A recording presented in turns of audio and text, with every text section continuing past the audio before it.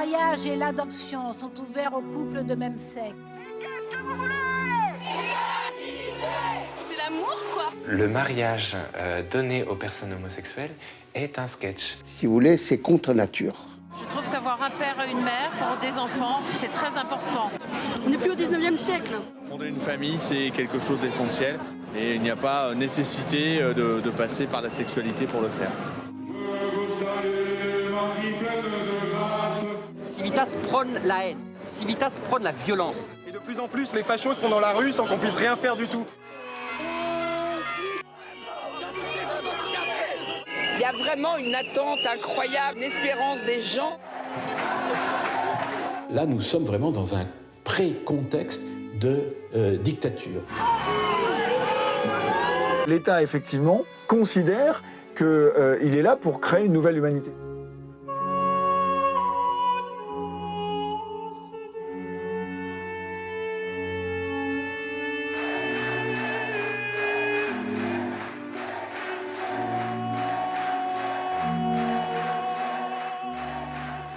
Le 23 avril 2013, la France devient le 14e pays au monde à permettre aux personnes de même sexe de se marier et d'adopter des enfants. C'est la loi du mariage pour tous. Et 46 minutes de débat.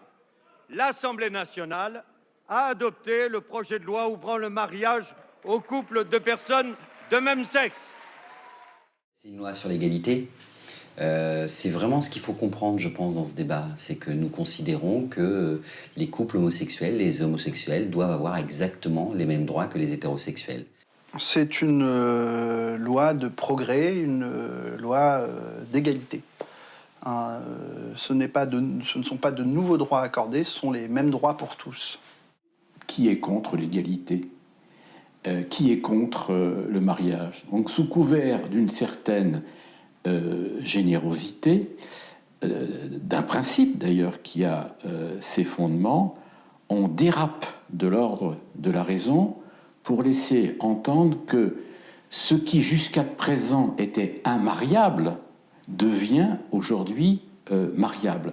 C'est vrai que ça touche à des problématiques qui sont peut-être sensibles pour certaines personnes qui vivent dans un schéma dépassé. Nous sommes un pays de tradition catholique où, pour une certaine France, maintenant minoritaire à mon avis dans les esprits, eh bien, obligatoirement, le mariage, c'est un homme et une femme. Au livre 3 du Deutéronome, c'est-à-dire le 3e livre qu'on appelle le Lévitique, au chapitre 18, il est dit simplement, je prends ça sous mes yeux, ne cohabite point avec un mâle d'une cohabitation sexuelle, c'est une abomination. Le terme hébraïque abomination veut dire c'est comme si il y avait un homme et un animal, d'une certaine manière, toute proportion gardée, bien sûr, je ne porte pas de jugement, mais si vous voulez, c'est contre nature. Promise par François Hollande durant sa campagne présidentielle, cette nouvelle loi est aussi une revendication des associations qui soutiennent les droits LGBT, lesbiennes, gays, bisexuels et transsexuels. En fait, on veut pas du mariage, on veut du droit au mariage, pour avoir le droit de le refuser, ou pour les autres mais pas pour nous-mêmes, ou en tant que symbole. D'évolution des droits LGBT ou en tant que symbole d'équivalence d'amour universel. Mais en tout cas, on n'est que dans l'image, mais le mariage, on ne le veut pas, on veut du droit au mariage. Et le choix, c'est le choix de pouvoir se marier ou de ne pas se marier. Voilà, c'est ça qu'on veut.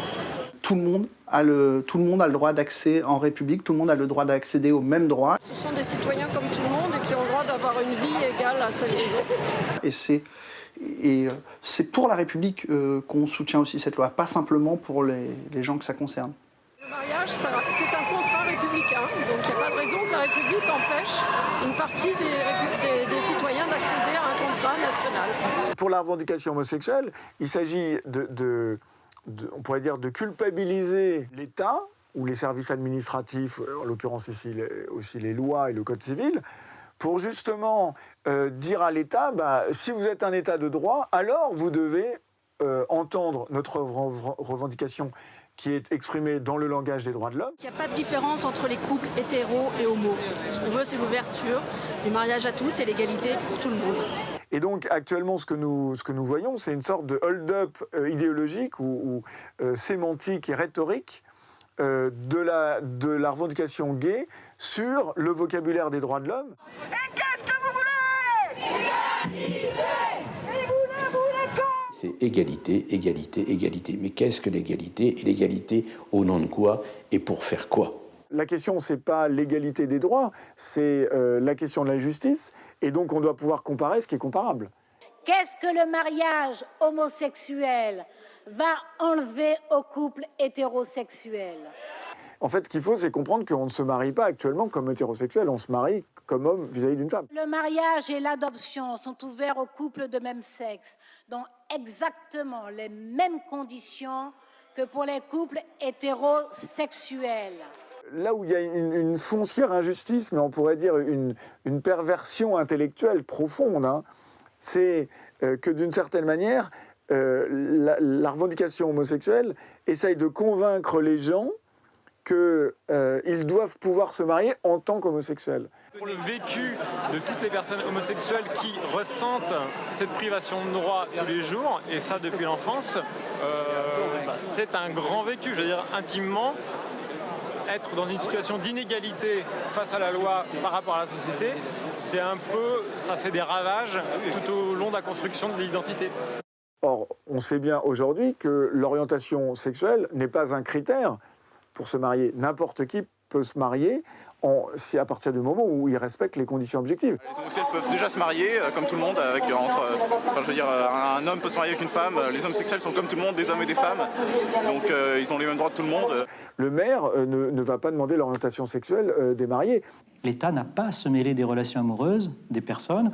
Il ne viendrait à l'idée de personne d'aller voir son député pour dire « je suis amoureux de telle jeune fille ou de tel jeune homme, est-ce que vous pouvez officialiser notre relation ?»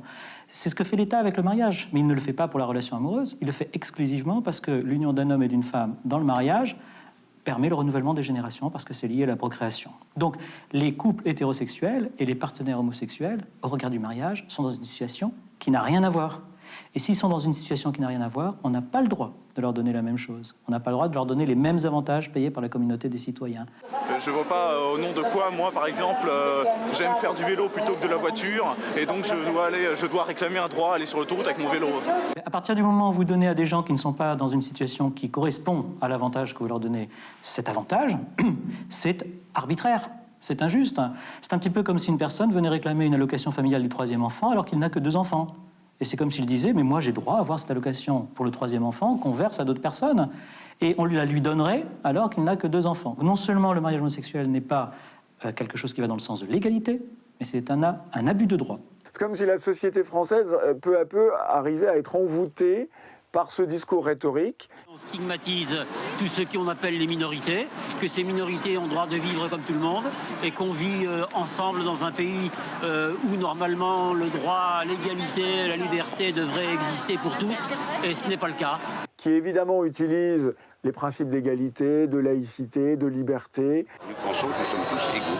Donc nous devons accéder d'une manière égale aux libertés civiques qui sont reconnues à tous les autres.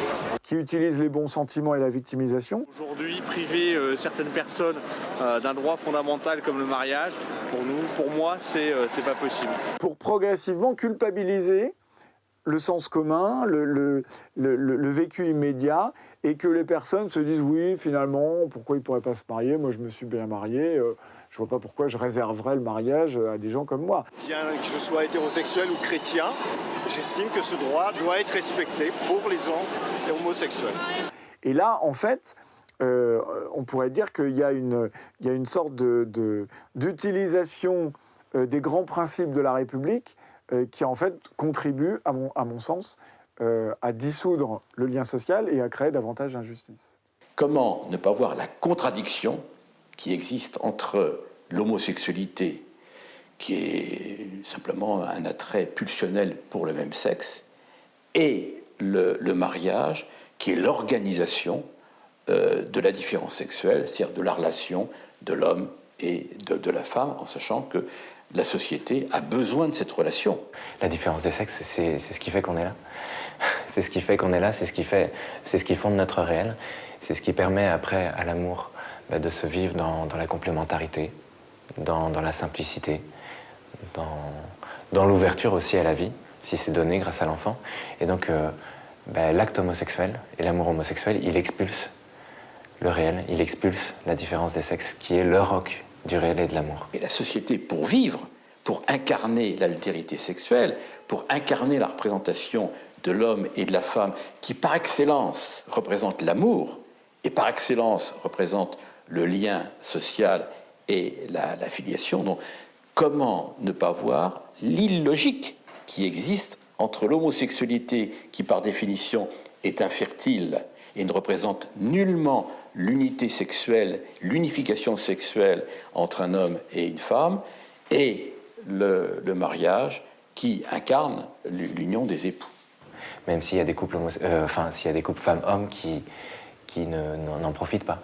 Mais pour autant, le couple homosexuel et la pratique homosexuelle virent le réel. Et quand on vire le réel, finalement, on s'éloigne des personnes et de l'amour.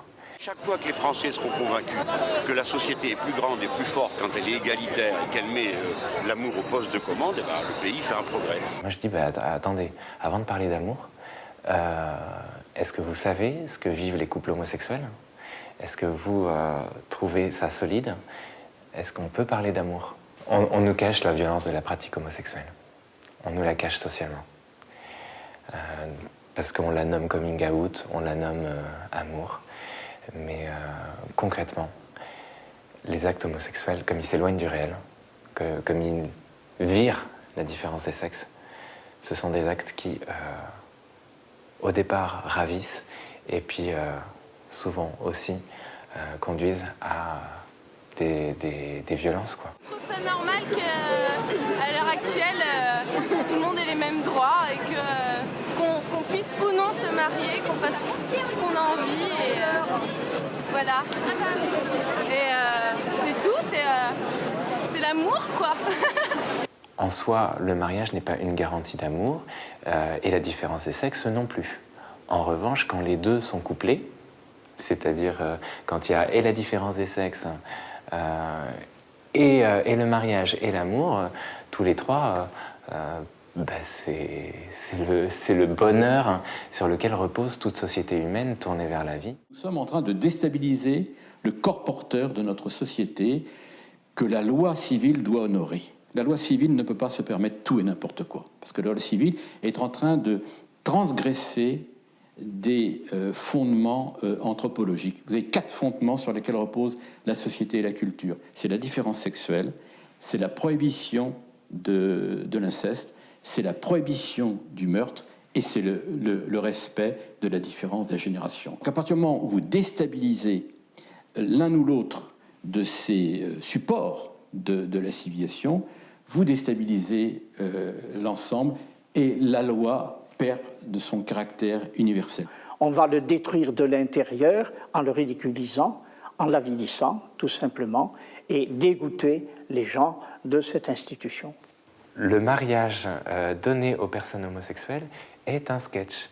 Il y a quelques années, Thierry Leluron et Coluche ont joué aussi ce mariage-là, mais la différence avec les couples actuels qui demandent le mariage pour tous, et qui ne le demandent pas pour eux-mêmes mais pour les autres, la différence, c'est que Coluche et Leluron avaient conscience de jouer un sketch. Qu'on ne nous accuse pas surtout de moquer d'une institution, d'autres que nous vont s'en charger bientôt plus sérieusement. Au milieu des événements dramatiques qui se passent un moment dans le monde, je pense que la chose la plus ridicule a de l'importance, la plus absurde, donc c'est bien. Et ce qui est plus grave, c'est que maintenant, les quelques couples homosexuels qui demandent le mariage n'ont pas conscience de jouer un sketch.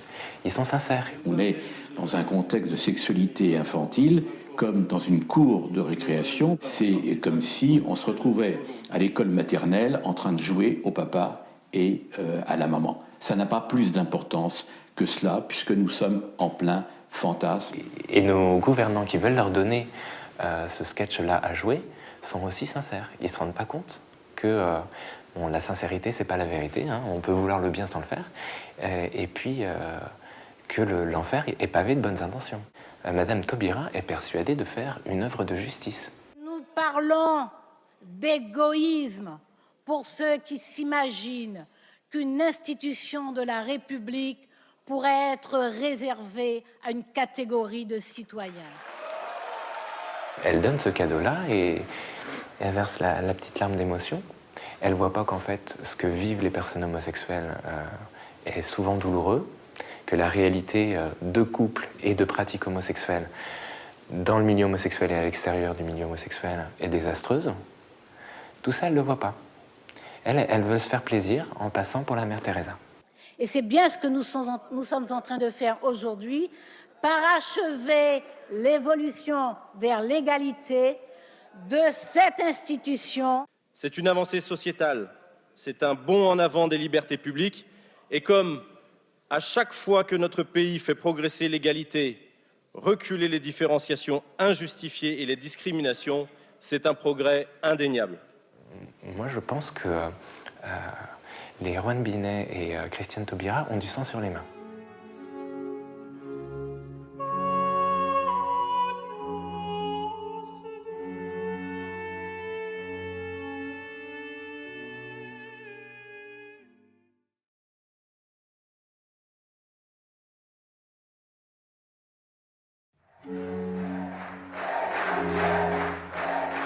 Le mariage et l'adoption sont ouverts aux couples de même sexe. Et qu'est-ce que vous voulez? C'est l'amour, quoi. Le mariage donné aux personnes homosexuelles est un sketch. Si vous voulez, c'est contre nature. Je trouve qu'avoir un père et une mère pour des enfants, c'est très important. On n'est plus au 19e siècle. Fonder une famille, c'est quelque chose d'essentiel et il n'y a pas nécessité de passer par la sexualité pour le faire. Civitas prône la haine, Civitas prône la violence. Et de plus en plus, les fachos sont dans la rue sans qu'on puisse rien faire du tout. Il y a vraiment une attente incroyable, une espérance des gens. Là, nous sommes vraiment dans un pré-contexte de dictature. L'État, effectivement, considère qu'il est là pour créer une nouvelle humanité.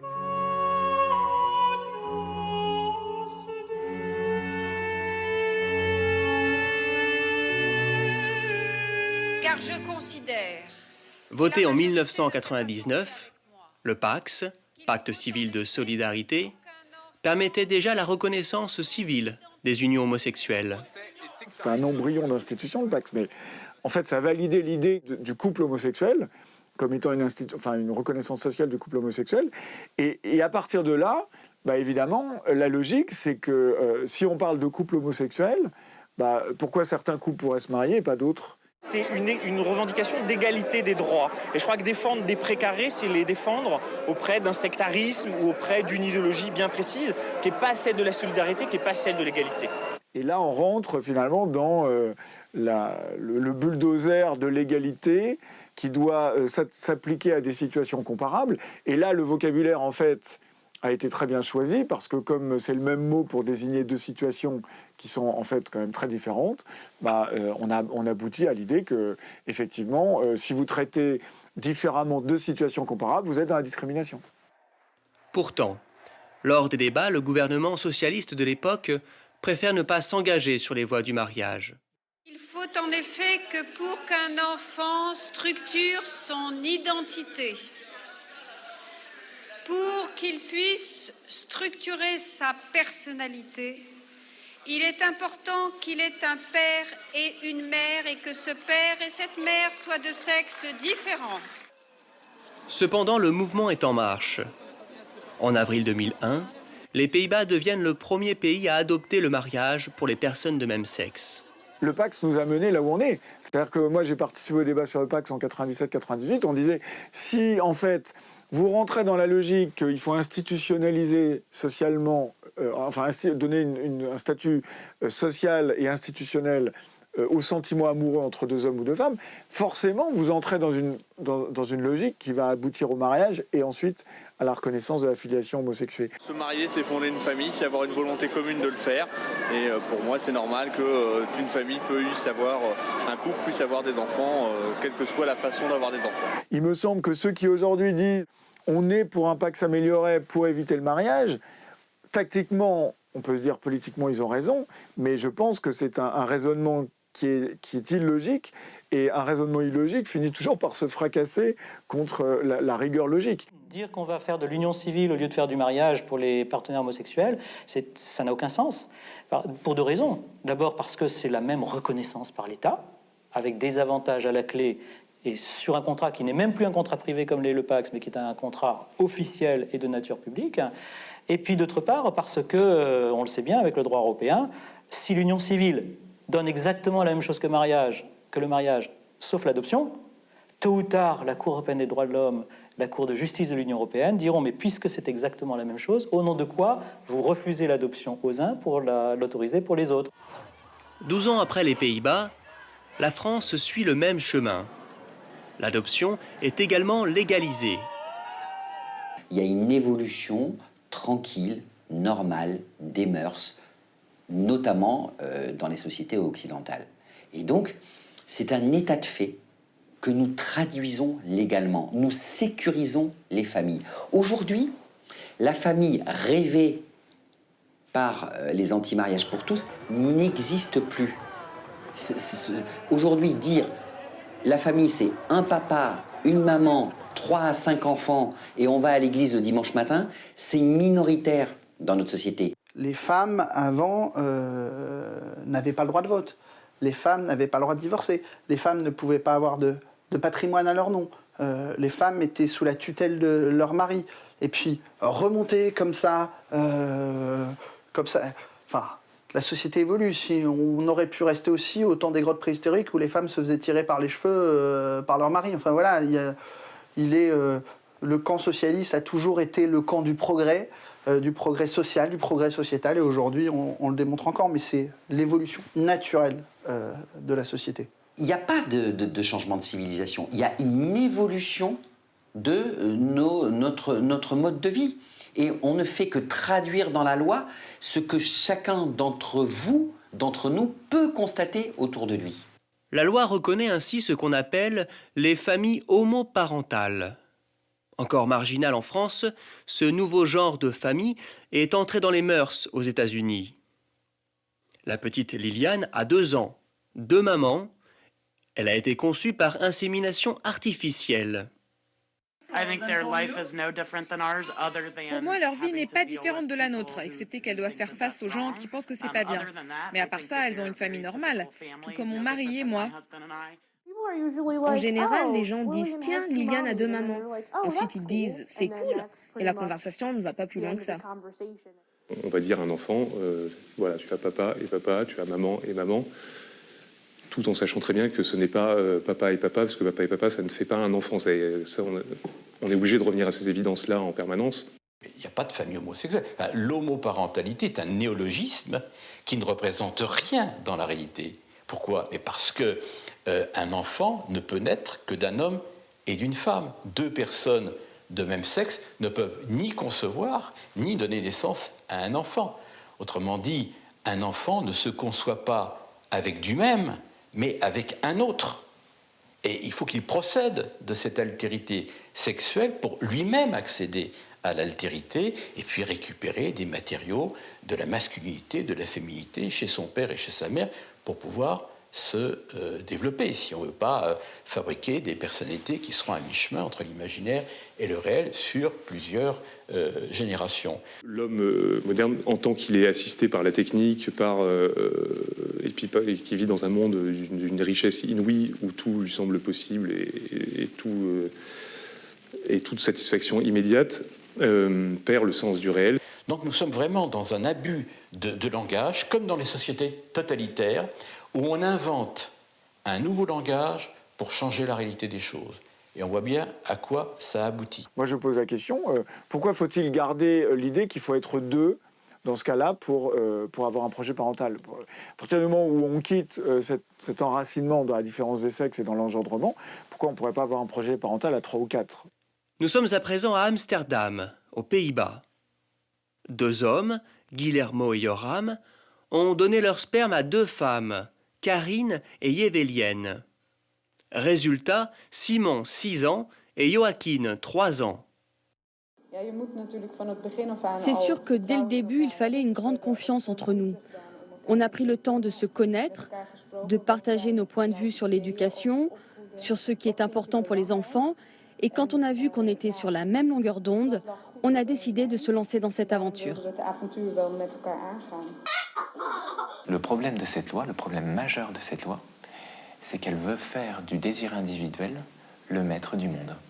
On nous met dans des positions d'apprentis sorciers. La conception va devenir l'idée qu'un adulte a d'avoir un enfant ou d'un enfant, et qui va s'incarner donc dans un projet parental. Et finalement, il va falloir prendre des moyens techniques, notamment par la médecine. On va prendre des gamètes qui vont être comme des matériaux pour en fait réussir à combler son désir et à atteindre son projet. Il n'y a pas de lien pour vous entre la sexualité et la procréation, par exemple? Pas du tout. C'est quelque chose de, je dirais, pour un homme et une femme, de pouvoir avoir des enfants, pour que ce soit 2 femmes ensemble, 2 hommes ensemble. Fonder une famille, c'est quelque chose d'essentiel et il n'y a pas nécessité de passer par la sexualité pour le faire. On perd totalement l'idée de la transmission de la vie. C'est-à-dire que celui qui donne son sperme dans une banque de sperme, en fait, il ne donne pas juste un matériau, il contribue à transmettre la vie. Il y a un lien entre la sexualité et la procréation. Donc, on n'est plus au 19e siècle. Voilà, les choses ont changé.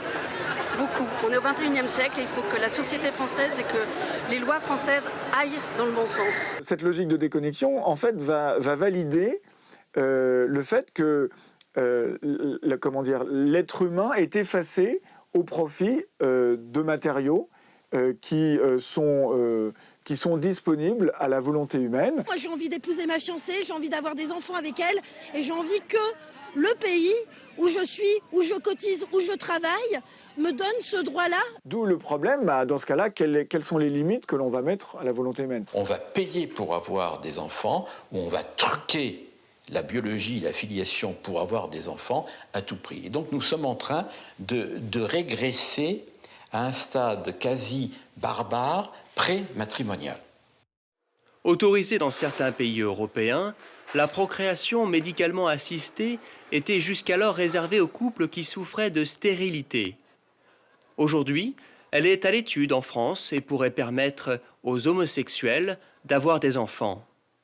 Le M de PMA, c'est bien médicalement. Donc la médecine, elle est faite pour traiter des pathologies, en l'occurrence la stérilité. Dire que la relation sexuelle entre 2 hommes est stérile, c'est faire un abus de langage. Et donc, en fait, on n'est pas du tout dans une situation comparable. Et là encore, le fait d'avoir validé le fait qu'il y ait l'idée qu'il y ait des couples de part en part, de chaque côté, effectivement, contribue à dire dans ce cas-là, ils doivent être traités de manière comparable. Couple vient de copula. Or, 2 personnes de même sexe ne copulent pas. Il n'y a qu'un homme et une femme qui copulent. Tout ça converge vers une sorte d'espérance messianique, mais laïcisée, sécularisée, de produire une sorte d'homme nouveau. Et donc, mettre entre parenthèses, au moins dans les mentalités, pas dans la réalité concrète, les gens continueront à avoir des enfants, hommes et femmes, mais au moins dans la mentalité, considérer que la transmission de la vie peut être en grande partie indépendante de la différence des sexes, contribue à produire cette sorte de vision du surhomme.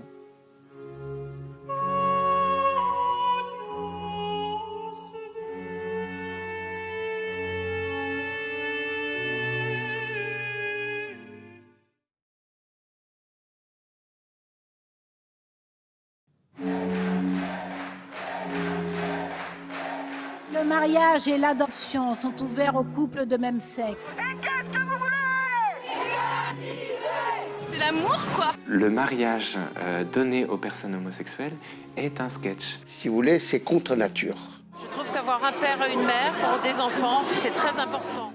On n'est plus au 19e siècle. Fonder une famille, c'est quelque chose d'essentiel. Et il n'y a pas nécessité de passer par la sexualité pour le faire. Civitas prône la haine. Civitas prône la violence. Et de plus en plus, les fachos sont dans la rue sans qu'on puisse rien faire du tout. Il y a vraiment une attente incroyable, une espérance des gens. Là, nous sommes vraiment dans un pré-contexte de dictature. L'État, effectivement, considère qu'il est là pour créer une nouvelle humanité.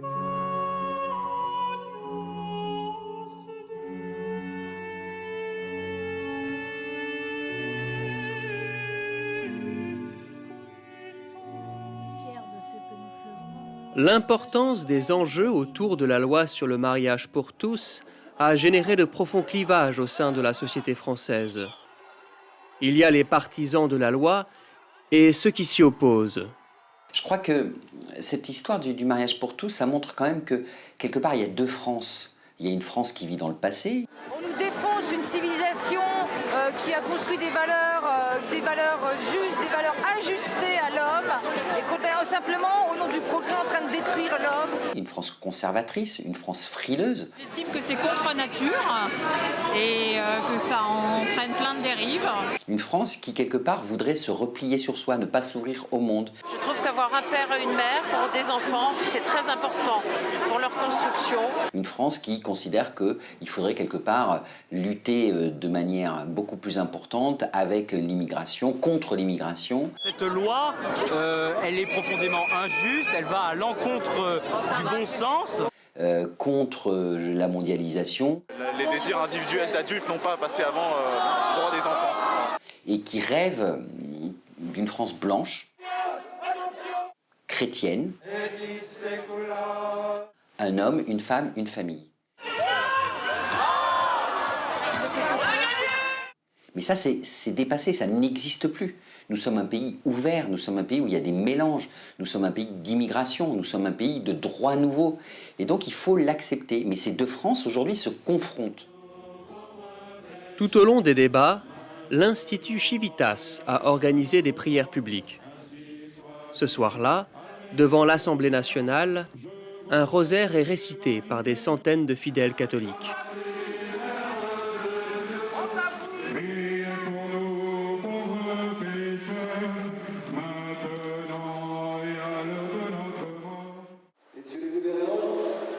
Vous n'êtes pas au poste que vous occupez pour pardonner, pour faire triompher vos idéologies et pour servir Dieu, Jésus-Christ notre Seigneur.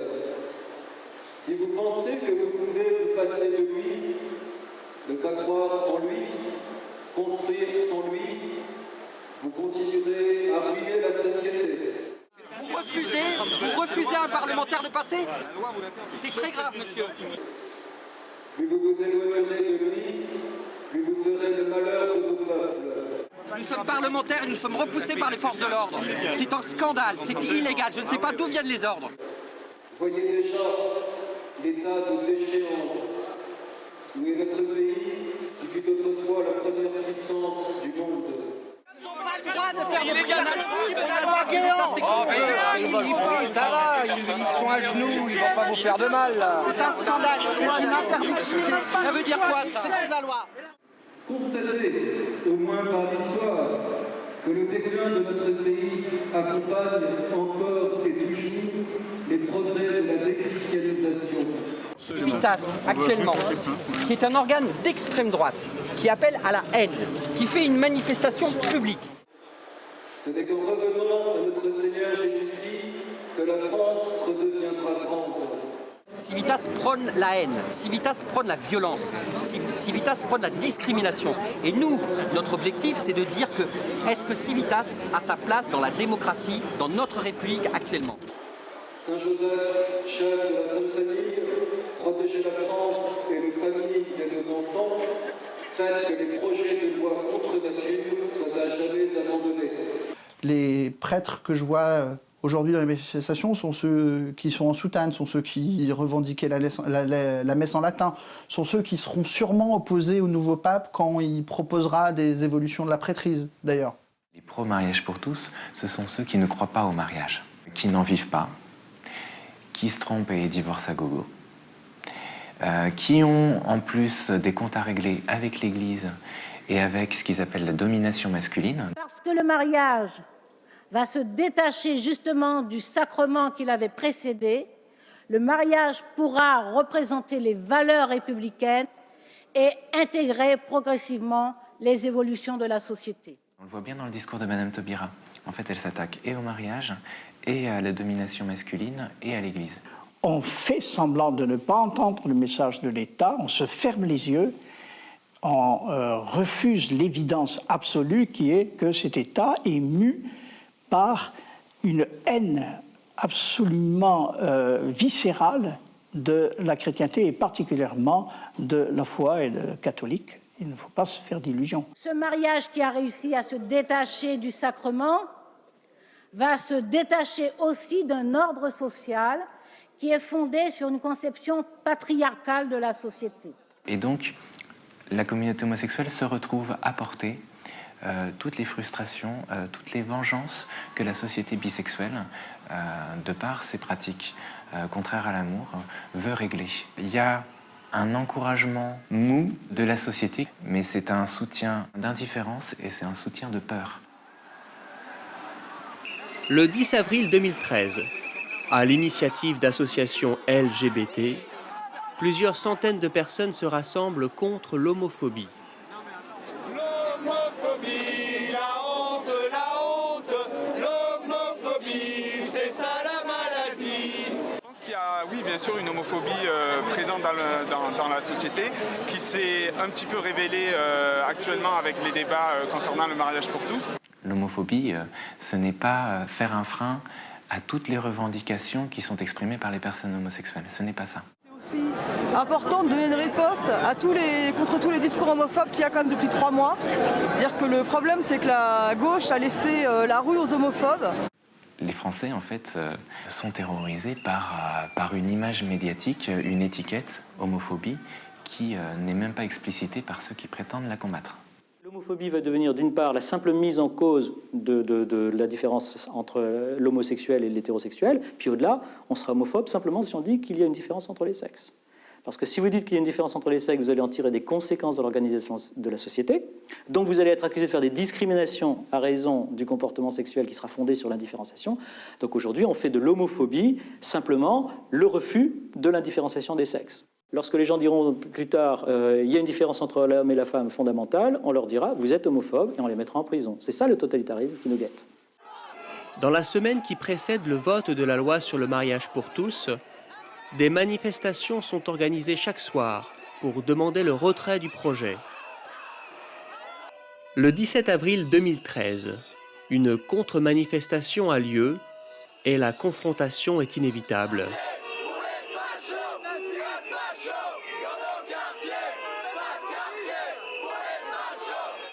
La parole dans la société sur les mouvements sociaux, c'est libérer. L'homophobie, c'est libérer.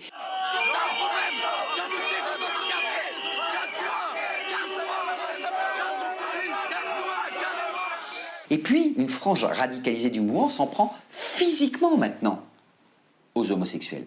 Et donc ça, c'est inadmissible dans notre République et dans notre démocratie. On emmerde les fachos, les catholiques intégristes, bande de connards. Donc on a un climat de haine, on a un climat de violence.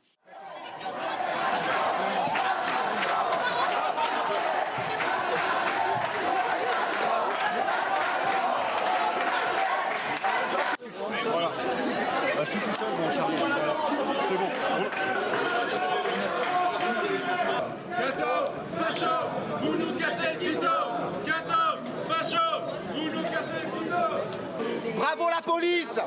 Tout ça pour protéger des homophobes. C'est pas ici que vous devriez... L'homophobie c'est un délit, c'est eux les homophobes. Le délit c'est eux qui le commettent, les délits tous les jours. Ils ont pris l'occasion de cette question du mariage homosexuel pour défiler dans les rues de façon décomplexée et de plus en plus les fachos sont dans la rue sans qu'on puisse rien faire du tout. À chaque fois ils se réunissent, ils se couvrent de cette histoire de défendre les enfants, la famille. Enfin famille, travail, famille, patrie, ça vous rappelle peut-être quelque chose. Ras-le-bol, écoutez, ça commence à bien faire, ces fachos qui défilent partout là. Ras-le-bol, c'est tout.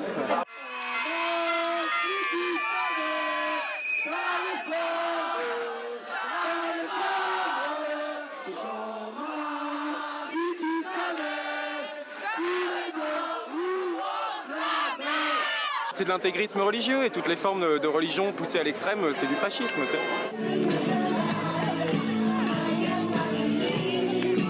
Enfin voilà, ce qu'ils font là, c'est du fascisme.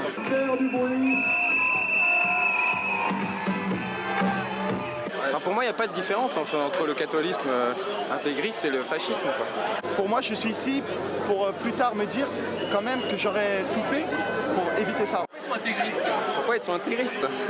Écoutez, vous essayez de me... J'ai pas envie de répondre à la question. Pourquoi ils sont intégristes à votre avis?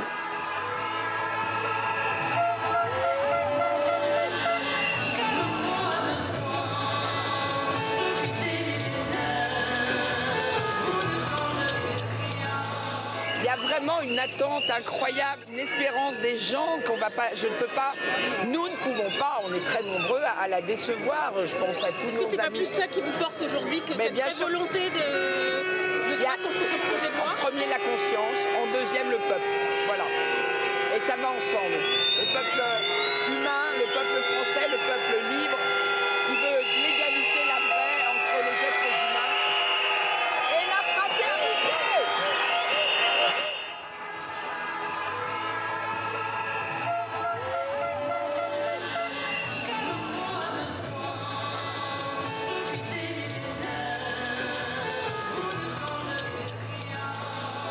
Mais le combat est parti d'avance. Ils ferment les yeux, ils nous écoutent pas. On a beau crier, on a beau faire des manifs tous les jours, même si on est 10 millions dans la rue, même s'il y a un printemps français, ils ne nous écouteront pas car c'est dans leur projet de loi et ils feront tout jusqu'au bout. Là, nous sommes vraiment dans un pré-contexte de dictature. Aujourd'hui, ce qui est en train de se passer, et je dirais notamment avec la décision du Conseil constitutionnel, cette reconnaissance, enfin cette proclamation par le Conseil constitutionnel qu'il n'y a plus aucun lien entre le droit et la nature, aucun lien entre la règle générale et le respect de principes naturels.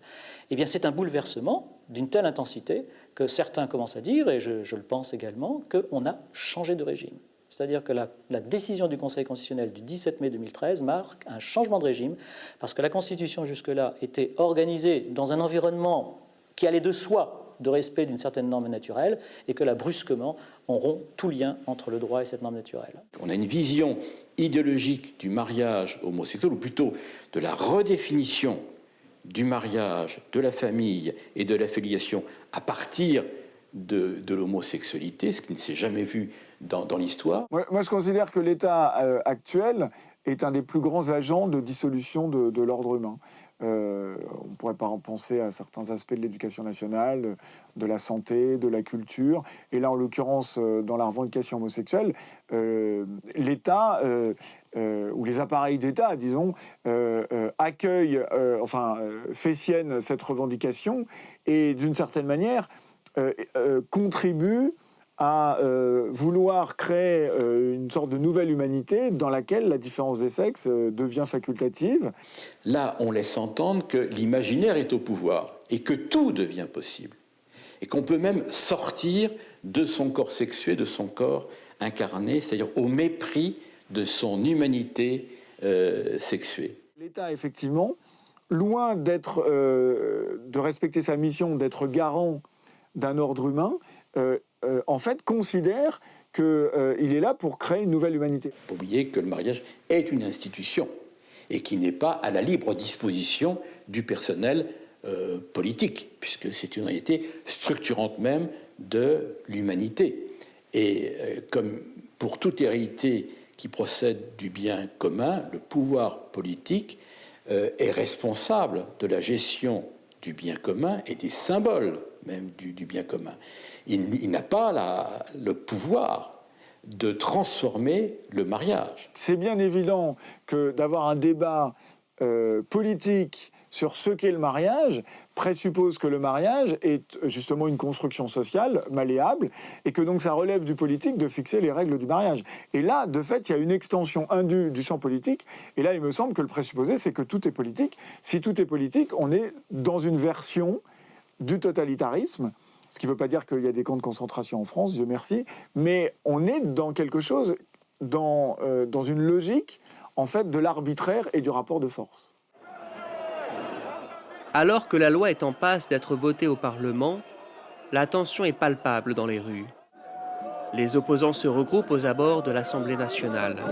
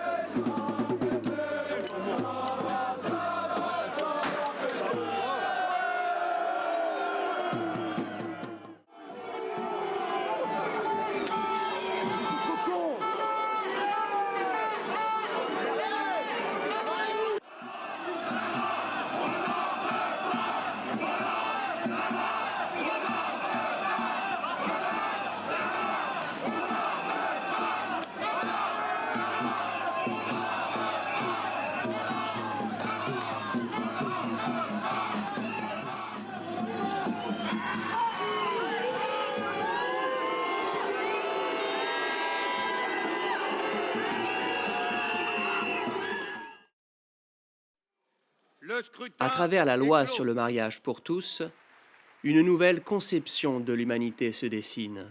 De toute évidence, il y a un lien entre la loi votée par les députés français et la théorie du genre, le gender.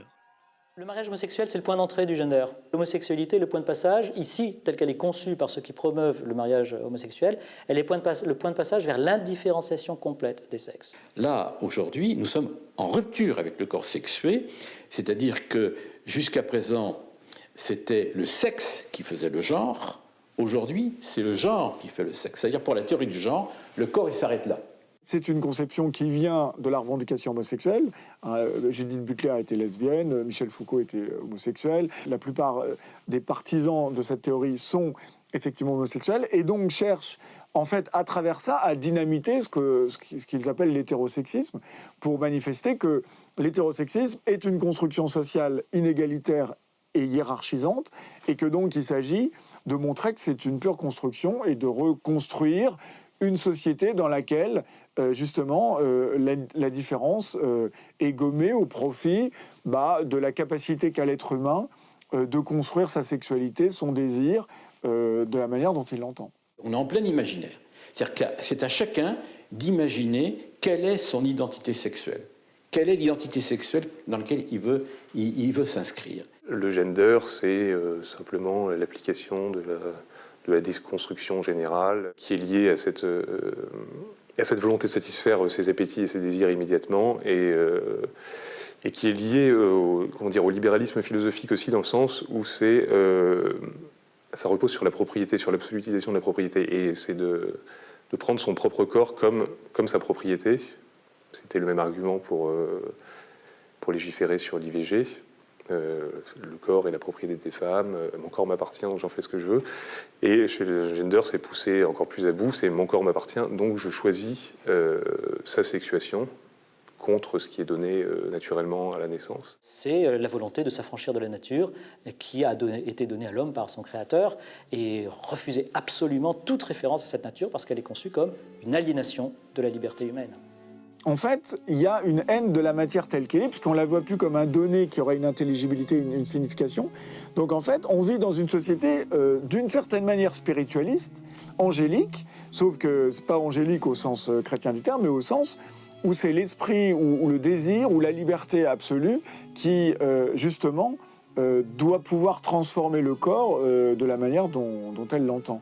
Et là, effectivement, il y a, on pourrait dire, une sorte d'anti-matérialisme, d'anti-respect de la matière, et il y a une forme ici de spiritualisme.